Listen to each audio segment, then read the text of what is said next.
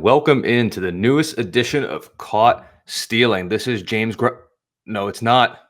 I'm back. After a 2-week layoff, I am back. Colby Conway at Colby R. Conway over on X. Much appreciated to James for filling in the last 2 weeks.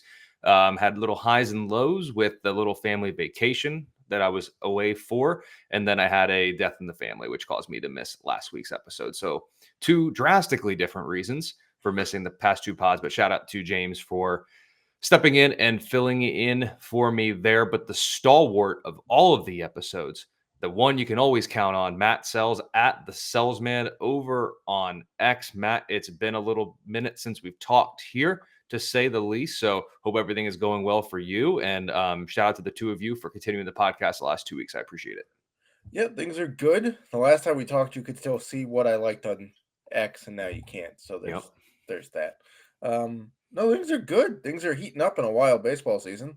We've now got 5 NL teams above 500. So congrats to those 5 teams. We got 6 AL teams above 500. Yeah, and my Nationals are 1 game out of the wild card in the NL. How about that? I think that tells you everything you need to know about just how mediocre the NL has been this year. The entire NL Central, Colby, is within 7.5 games of each other. Yep. The Brewers are 7 games in front, and the next 4 teams are all within a half game of each other. Yep. That's how it is. Unbelievable. That's how it is for sure. It's interesting out there in those MLB streets, and we can all corroborate that in the fantasy landscape as well. I mean, even dating back to the beginning of the year, it's been injury after injury. Prospect comes up, prospect stinks, prospect goes down. We drop players, we pick players up, we drop them 3 days later. It has been a topsy-turvy season, to say the least. I feel like every week in the injury report that I do over at fantasyalarm.com, here is a synopsis of what I feel like I'm doing every single week. Star player goes down with injury. Player is going to miss an unforeseen amount of time due to an issue. Player is still getting testing done. Then I have rehabbing players coming back with no tangible updates. They're progressing well, but we're still unsure. Cool. Then, at least this week, Matt, we do have some potentially interesting news. Looks like Gerrit Cole is going to make one more rehab start, and then he should officially be on, I guess we'll call it MLB return watch, we can say, for him to come back. Bobby Miller should be returning to the Dodgers rotation soon, and maybe even a Max Scherzer sighting coming back to the rotation, just maybe. So on the order of the show sheet that we have, I'm looking at it here. I have Gerrit Cole first, Bobby Miller second, Max Scherzer third. Is that the order of importance you would say that they have fantasy wise, or at least fantasy relevance the rest of the way? Probably. It's been hard to deny what Bobby Miller was doing when he was healthy. Mm-hmm. I was thinking you could flip-flop Scherzer and Bobby Miller, but Scherzer was only okay when he came back from injury last year. He's obviously getting up there in age, which makes coming back from injury tougher, as we see with Clayton Kershaw taking longer and longer to come back, and Kershaw is like 7 years younger than Scherzer. So yeah, I would say Gerrit Cole is clearly, I mean, he's the defending AL Cy Young Award winner, right? So he is, by last year's standard, the best pitcher in the American League. He's coming to a team that can literally play 500 the rest of the way and still crack 95 wins, which is just ridiculous. Clearly, we're not worried about rotation spots for any of these guys. Bobby Miller gets a very good offense in LA, which was bolstered by Cavan Biggio. How about that? The Dodgers picking up another utility guy that can't hit. Who knows? Maybe they'll make it work. Everybody who leaves the White Sox right now seems to be doing better where they land. So maybe that's the case for the Blue Jays. But yeah, I would rank them Gerrit Cole, Bobby Miller, and then Max Scherzer. Probably I would say Bobby Miller is probably closer to Gerrit Cole than he is to Max Scherzer in terms of fantasy value the rest of the way. I think that's fair. And then if we kind of remove the fantasy element from it and we're looking just at Major League Baseball, I think at the start of the season, if we were to say in the middle of June, these three players are on the injured list, whose return would mean the most for their team? It would have been Gerrit Cole by a landslide, just looking at the landscape of the Yankees pitching situation. But they've gotten some pretty notable performances. Shout out Luis Gil there on the mound. He's been pitching well. So I know we talked about fantasy a little bit, but is Gerrit Cole, his return is in reality, in actual baseball, not fantasy baseball, is his return the most important to the team's success amongst this trio? I would say yeah again, because we talked about Luis Gil, and you've heard James and I talk about how he's probably the odd man out unless they go to a six-man rotation, which is still possible. Haven't really heard any news on that, but it wouldn't shock me if they try that for a little bit. But saving Luis Gil's arm for either later in the season or to cap his innings so we don't get like a massive uptick in innings for Luis Gil, that's probably the most important because the Rangers rotation is pretty well set. It's pretty deep with, proven vets who can carry innings. Um, the Dodgers seem to be able to plug and play anybody. Now, clearly, Bobby Miller is an ace caliber arm, but they just got Walker Buehler back. They're getting Clayton Kershaw back at some point. Um, now they get Bobby Miller back. You still have, some other guys who are proven innings eaters there. So I would say that in reality, Gerrit Cole and saving two or three arms in the Yankees rotation that are still dealing with their own injury questions is probably the most meaningful piece. I would say so as well. And I'll kind of echo what you said in the fantasy situation as well. I'd probably rank that in order of importance. I mean, the Rangers could use all the arm help they can get, but Bobby Miller is just so important to the Dodgers. So I would put him in reality. His importance is up there as Yeah, well. That again, Bobby Miller's importance to the Dodgers is probably closer to Gerrit Cole's importance to the Yankees than not saying Scherzer's a bum. He's not. But in terms of the way the teams are set up, those two are clearly more important fantasy wise and reality wise than Scherzer, who can slot in um, and take some pressure off. But they're kind of rolling without him as of yet. So I would agree there. So we pumped my injury report, fantasy baseball injury report that you can see over at fantasyalarm.com. So Matt, obviously you do the prospect report and everything that comes to down on the farm with the prospects. So a couple of righties have made their major league debut in recent days, maybe with some different results at face value of the box score. So let me ask you this. Hurston Waldrop and Drew Thorpe of the Atlanta Braves and Chicago White Sox respectively made their debuts recently. With the White Sox sending down Nick Nastrini, it seems like Thorpe's going to have a little bit of a leash in that rotation. So let me ask you this. I only have one question on the show sheet, but I'm going to parlay it into two because I know you can answer both. excellent. So, better prospect outlook fantasy wise for 2024. And then, is the answer any different if we're going to say over, let's say, the next 3 years? I would say better fantasy prospects this year is Drew Thorpe, despite being on a team that is currently 17-52 as of Thursday morning when we're recording this. He has more leash. There's nobody really that's going to threaten him for a spot, right? They sent down Nick Nastrini. Let's get real. He's the next option coming up. They're not going to trade. I mean, maybe if they trade Luis Robert and they get an MLB arm, maybe, but like they still need another rotation piece minimum. So I would say Drew Thorpe has longer run this year in MLB. Hurston Waldrop came up. His stuff looked decent, but like it's quite clear he's not MLB ready yet. Next 3 years is probably pretty close. Atlanta is pretty deep, obviously, but what they're not necessarily as deep at is starting rotation pieces. They drafted Hurston Waldrop in the first round to be a starter. They're developing him to be a starter.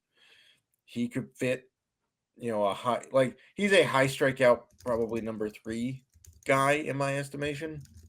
Drew Thorpe is probably about the same thing. So if everything is equal, go with the guy on the better team, which is clearly the Atlanta Braves. I don't care how bad their offense is right now. Atlanta is still a better team than the White Sox. So I would say this year is Drew Thorpe. Going forward, it's Hurston Waldron. And then any other notable prospect news that you want to call out, or just any shout outs to your prospect report article over at fantasyalarm.com before we move to patience or panic? So there were a couple of interesting call-ups this week.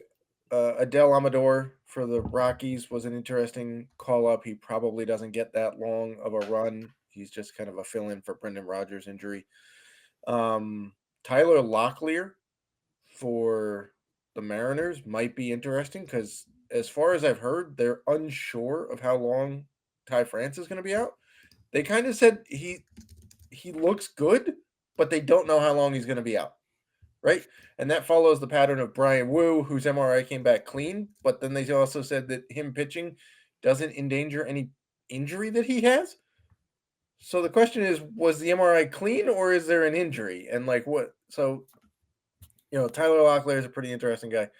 You can check it out. There are some, hyped names in there, including a guy for Dynasty that if he's still available, you should probably get and hold for the next couple of years.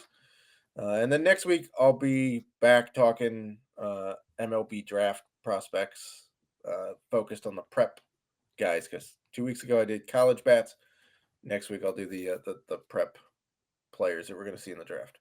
Keep an eye out for that. But let's move into a little patience or panic here. A guy that I really like to begin the season, Mr. Eugenio Suarez. Honestly, when you look at his numbers, it's no different than what we kind of expected. He hit for a little bit of pop. He's going to hit for a terrible average. Actually, 2 stolen bases, which is probably about one more than I would have gave him credit for. I think for they were on the back season. end of double steals, to be honest. Hey, they still count the same. They still count the same. I'm just saying. In my book, he had a perfect jump and beat the throw. In my book, that's how it comes in. But ultimately, when you look at him, he dosed the catcher with some sleeping pills on the way to first. Yeah, exactly. He's got to get going. But when you look at him, the 5 home runs, whatever, but the 312 slug would be the lowest of his career by far. The 575 OPS is a far cry from his 778 mark for his career. And Matt, just to kind of put it into perspective, over his last 101 at bats, he has a 158 average, a 267 slug, and 35 strikeouts at a position that typically requires some power and usually, at least hopefully, hitting for at least around average for the league. Suarez isn't really doing much. Does he even have a place on fantasy rosters anymore? Not right now. I would assume that you could stream some third baseman or corner infield guys or even a utility guy over him at the moment. This kind of fits with the whole Diamondbacks, lineup in general has been pretty light hitting thus far. I know that Corbin Carroll's starting to turn it on. In the last few weeks, he's hitting up near 290. He's starting to show some more pop. Ketel Marte's been anchoring that lineup. He's about the only one that's been hitting. So, yeah, I mean, at this point, I would stream against him, and if he starts to turn it around, by all means, pick him up because that lineup has some pieces that are very, very interesting. If they all get going, clearly this lineup made it to the World Series last year. They beat the Dodgers and the Padres and the Phillies to make it there. So, the Brewers, the Dodgers, and the Phillies to make it there. So they can hit. And it's not like Eugenio is in any danger of losing third base playing time because the Diamondbacks don't have anybody to put there unless they put Blaze Alexander over there, which I don't think they're going to do. They're not going to play Kevin Newman over there either. Maybe they move Jordan Lawler from shortstop to third base at AAA to get him up, but I doubt that's going to happen. So I would drop him and wait for him to figure it out. In 10-team leagues, I can't justify him being one of the 10 third basemen in a starting lineup. In like a 15-teamer, I'm probably playing him at corner. Yeah. Because he's one of the best 30 corner infielders you're going to find. Yep. I would agree with that. That's saying something about the state of corner infield. Isn't it indeed? Like my TGFBI lineup, who I can't even use Spencer Torkelson in the corner infield like I was using previously because, Well, that's weird. Like, I he don't know got why sent they down. sent him. Yeah. Yeah, it's this getting out of control with sending the young guys down and not letting them figure it out. Yeah. Let's move away from Arizona. Let's go to Minnesota. One of the top fantasy arms, everyone's favorite, going to be an SP1 this year with Mr. Pablo Lopez, sporting a 5.33 ERA on the year. Still has over strikeout per inning. A 1.21 whip isn't bad by any means. That's serviceable. You can get it done with that. But when you look over his last 7 starts, barely over a strikeout per inning. He's got a 6.34 ERA during that stretch. So, Matt, let me ask you this. His inflated numbers of late, is there something up with Lopez, or is it a result of the fact that in his last 7 starts, some of the teams that he's faced are the Yankees twice, Texas, Houston. That's a tough little row of numbers to go against. But then mixed in there, you got 7 runs to shout out your Nationals. But then he comes back and, like, against Colorado, away from Coors, 5 innings, 5 hits, and 2 earned runs and 5 strikeouts is a fine day. But when you have a fantasy SP1 going against Colorado away from Coors, those are the times where you're hoping for like the 6 innings, 2 hits, 1 walk, 11 strikeouts. That's the outing you want. Like, Right. what is it with Lopez? Because he only has 3 starts this year with 8 or more strikeouts. What is up with Lopez? Should we be concerned at this point? Because now we're like, what, 12 starts, 14 starts into the 14 season for him. starts and 76 innings into Almost half a season's workload, and we're at a 5.33 yeah. ERA for Lopez. Yeah, it's so hard to figure this out because if you look at the numbers, nothing really jumps off the page at you, right? Like, he's not getting, I mean, he's getting pulled against a little bit more than he was last year, and guys are hitting a little bit less back up the middle. But that doesn't really explain stuff. The hard hit rate is basically the same. Guys are hitting harder. I guess medium hit rate is higher. But if you look at the Sierra, it's 3.27. It was 3.37 last year. If you look at expected FIP, it's 3.34 this year. It was 3.28 last year. The expected ERA is almost 2 runs, is more than 2 runs lower than his actual ERA because his expected ERA is 3.27. That's all great and all to have the expected numbers, and it gives you hope that this is why you hold on to them. But for your actual fantasy numbers, for your SP1 to be posting a 5.33 ERA is not helping you in the least. And the 3.02 BABIP, like, that's the thing. You look at the 3.02 BABIP and it seems like it's really high, right? But it was 3.13 last year, and he posted a 3.66 ERA. So is it? And it was 3.01 3 years ago. He posted a 3.07 ERA.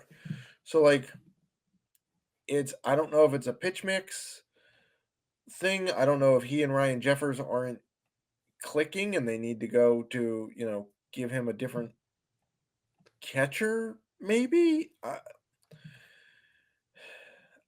I don't know, but I'm holding on to him. I'm not trading him because all of the numbers suggest to you that he is every bit as good as you thought he was going to be. And he's still getting you almost 10K per 9. He's still not walking that many guys. His walk rate right now, if he posts this walk rate, it'd be the lowest of his career at 2.01 per 9. Homers is the highest of his career. So maybe he's just facing teams that are getting juiced balls and they're carrying farther. I don't know. But it is concerning, but I'm waiting it out because all of the numbers suggest to you that we should be waiting it out, and he's not nearly as bad as the actual numbers suggest that he is. And if you go to Baseball Savant, look at 2024 and look at his pitch velocity, the only pitch of his that has had what I'll call significant decline in pitch velocity, it's his curveball. When you look at his fastball over his last 3 starts, it's hovering right around 93, 94. Technically, the trend line is slightly down. I get it if you want to look at that, but it's within a mile an hour of the fastball. So I'm not really over, like, his last 3 starts for his 4-seamer, 94.7, 94.6, 93.7. Nothing. If his next start comes in at like 92.9, then I think we start worrying about that. But pitch velocity with a curveball, I'm not overly necessarily worried about.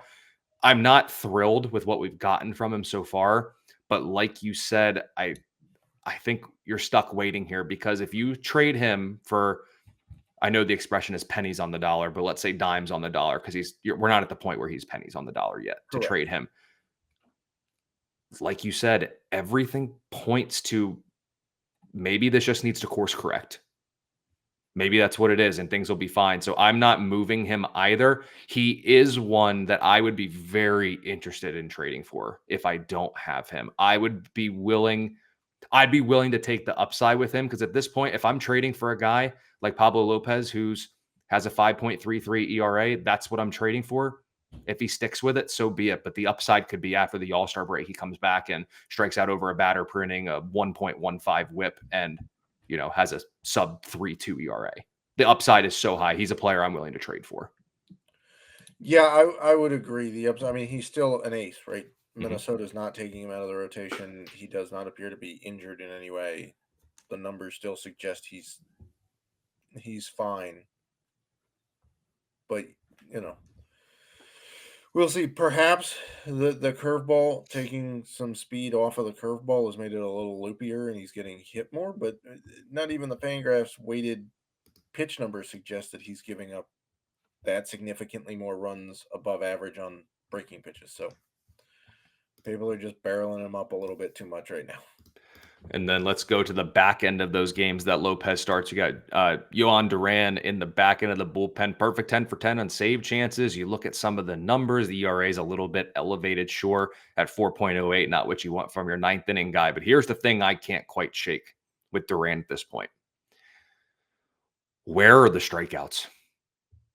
I mean, look, 2022, 89 strikeouts and 67 and 2/3. Last year, 84 strikeouts and 62 and a third. This year, 16 in 17 and 2/3. Is he still shaking off rust from the oblique issue that he had? Because when I look at some of these numbers, whiff rate on his fastball is comparable to last year.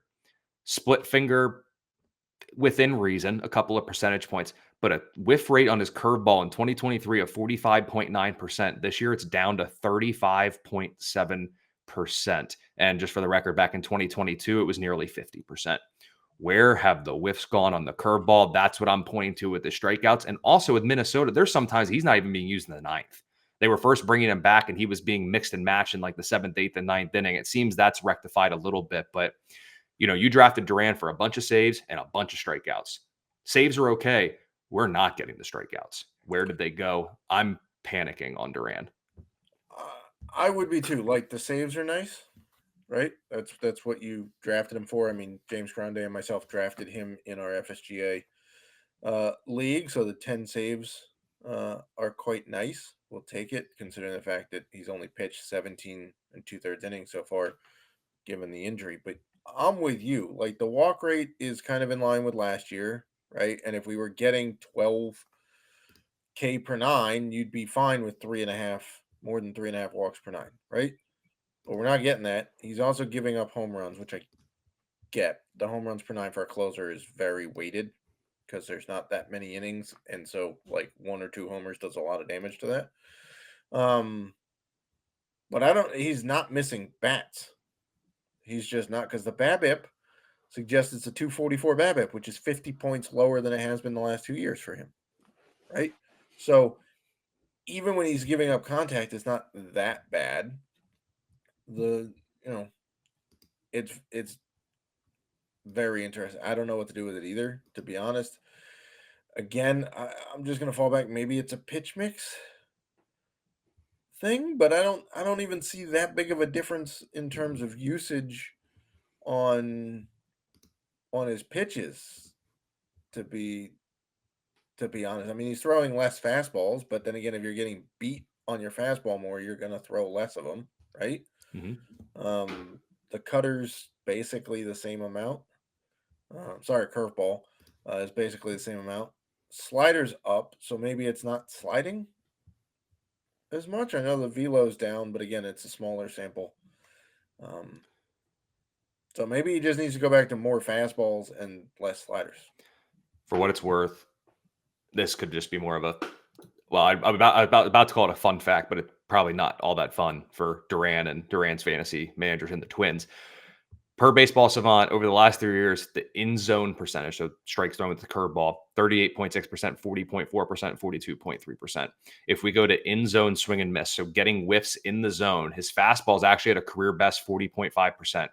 2022, it was 13.7% with his curveball, 26.7% last year with his curveball, swing and miss in the zone. Do you want to take a guess at what Baseball Savant has his in-zone swing and miss rate on his curveball this year? 5%? 0. It's If not. you can't get swing as a former catcher, and just any baseball player can tell you, if you can't get swings and misses on this pitch in the zone, Nobody's swinging people, in outside the theory, zone. they should just be able to lay off it. You see the curveball, you let it go. Now, his chase rates and chase miss are actually kind of in line. But when the curveball's a strike, it's virtually irrelevant for him at Yeah. this point. Like, it's not working right now. So something's got to go with that. I am panicking on him. I'm not trading, probably not trading him because you got to keep the saves. I'm definitely not trading for him. That is for sure. But that's a little bit of patience or panic there. So Matt, let's go ahead. Let's wrap up this episode. Some waiver wire pickups and weekend streamers. I'll go first here. We already talked about mine. It's Drew Thorpe. Multiple pitches with at least 20% whiff rate in his major league debut. And he's got that changeup that I think they said was a 70 grade, if I remember correctly on the It's a broadcast. minimum of 65 grade. Yeah. Kind of depends on who's grading, Right. but yes, the changeup is magnificent. Yep. Best pitch. And it honestly looked good in that outing too. Wins are probably going to be few and far between in Chicago, but he should at least help ratios a little bit, help your team out there. And again, we already talked about it. Nick Nastrini was sent down. He's out. Thorpe is in. I don't see them removing him from the rotation for the foreseeable future. So he should be a nice little pickup there for your fantasy teams. What say you? We are double dipping in Chicago. That's how bad things have gotten. I'm going with Jonathan Cannon, the supposed ace of the frontline guy in that rotation for right now. I guess number 2 behind Garrett Crochet until Crochet is traded. Cannon is looking pretty decent in terms of strikeouts and walks. He's at a 24-5 strikeout to walk ratio in 23 2/3 innings, which is perfectly fine, right? Not walking people, that's great. He's given up a little bit too much contact for not having walked people. His whip is still in the 1-3 range. So there's that. He's also on the White Sox, so wins are few and far between. But hey, let's face it, the Mariners are finding ways to lose Logan Gilbert games all over the place, and they're above 500. So he's going to have a long leash. They brought him up to get this year under his belt to get as many innings in the majors as he can. So Jonathan Cannon looks pretty good. He's rostered in I think 7% of Fantrax leagues right now. He did just go 7 innings against the Mariners, so you can get some length out of him. Whether you're going to get a win out of that, not sure, but innings and strikeouts are pretty key for starting pitchers. Could be far worse. I know that the ERA is not great at a 4.65, but the FIP is a 3.40 and the xFIP is a 3.19. So pitching better than he's getting credit for.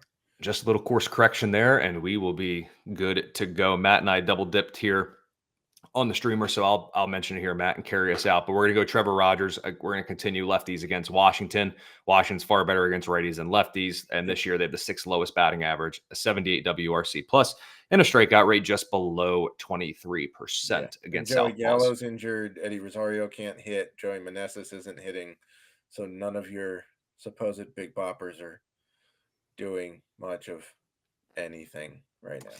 Yep. And Rogers has at least 5 innings in 4 of his last 5 starts, including 1 or fewer earned runs in 3 out of those 5. So that is your weekend streamer. Once again, he's going to go on Saturday as of now. And of course, the game's going to be played in the Northeast. So who knows if it will rain if that game gets moved. But as of right now, tentatively slated for Saturday. Head over to fantasyalarm.com. Check out all of the great content we have, from seasonal fantasy baseball to prospects to injury reports, DFS, sports betting.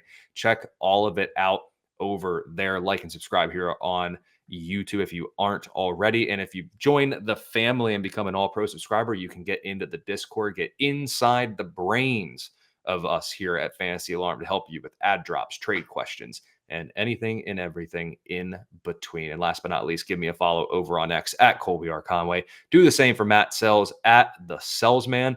And we will see you next week with the newest edition of Caught Stealing.